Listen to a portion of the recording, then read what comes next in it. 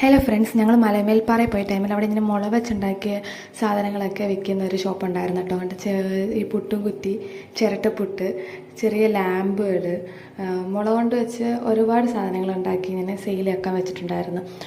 തവികളൊക്കെ ഉണ്ടായിരുന്നു, നമ്മൾ കിച്ചണിൽ ഉപയോഗിക്കുന്ന തവികൾ എല്ലാം ഉണ്ടായിരുന്നു. നല്ല ഭംഗിയാണ്, എല്ലാം കാണാൻ നല്ല രസമുണ്ടായിരുന്നു. എല്ലാം ഹാൻഡ് മെയ്ഡാട്ടോ. അപ്പം ഓരോ സാധനത്തിനും നല്ല റേറ്റ്. ഹാൻഡ് മെയ്ഡ് ആയതുകൊണ്ട് നല്ല അത്യാവശ്യം പൈസ ആവുന്നുണ്ട്.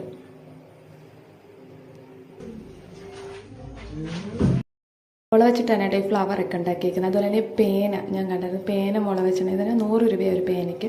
നമ്മൾ എഴുതാൻ യൂസ് ചെയ്യുന്ന പേന തന്നെ 100 രൂപ ഒരു പേന.